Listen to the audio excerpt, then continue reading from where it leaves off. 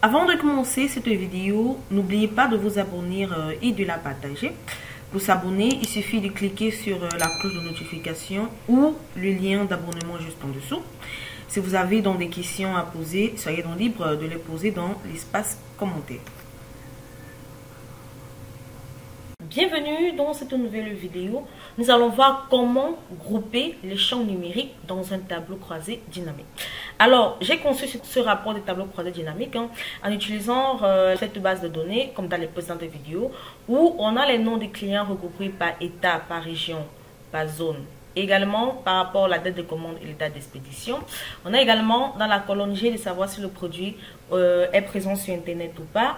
Dans la colonne H, on a la catégorie des produits. Dans la colonne I, on a les produits en elles-mêmes. Dans la colonne J, on a les quantités des produits. Dans la colonne K, on a les revenus. Et enfin, dans la colonne L, on a les coûts. Alors, ici, j'aimerais donc regrouper les quantités ou encore les revenus par quantité. C'est-à-dire que, par exemple, de la quantité 0 à la quantité 100, quel est le nombre que j'ai? De la quantité 101 à 102, quel est le nombre que j'ai? Et ainsi de suite. Donc, c'est la raison pour laquelle, dans ce tableau dynamique, dans la zone de dépôt des lignes, j'ai tout simplement coché les revenus. Et dans la zone de dépôt des valeurs, j'ai également déplacé le champ revenu pour calculer le nombre de revenus et enfin la somme des revenus.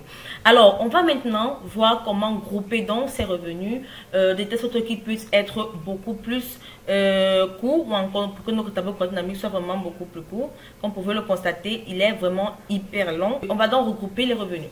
Alors, pour regrouper les champs numériques dans un tableau croisé dynamique, c'est une étape simple comme on l'a vu dans les précédentes vidéos.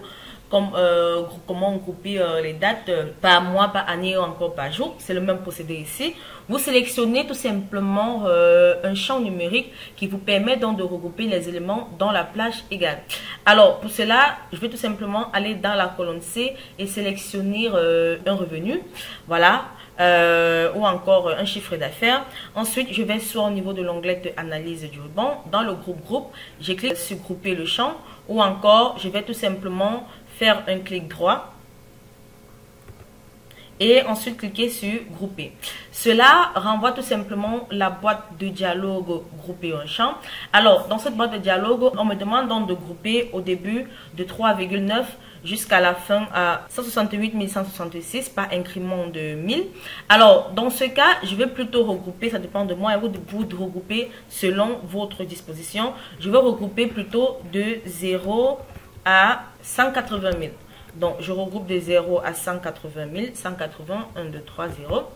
Par incrément de 10 000, comme c'est le cas ici, je vais laisser l'incrément tel qu'il sont. Donc, je passe de 0 à 180 000 par incrément de 10 000. Donc, voilà en quelque sorte comment cela se passe. Lorsque j'ai terminé, je peux donc cliquer sur OK. Et là, comme vous pouvez le constater, je viens tout simplement de regrouper les revenus. Alors, pour les revenus de 0 à 10 000, autant pour moi, j'ai donc le nombre de revenus qui s'élève à 48 686 et la somme pour tout cela qui s'élève à 58 398 771. Donc, de 10 000 à 20 000, on a un nombre de 702. De 20 000 à 30 000, autant pour moi, on a un nombre de revenus qui revient à 459.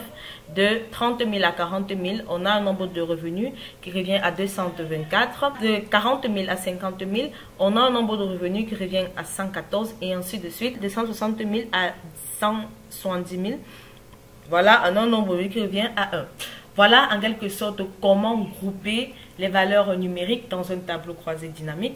J'espère donc que vous avez aimé la vidéo. Nous allons donc nous retrouver très prochainement dans une nouvelle vidéo.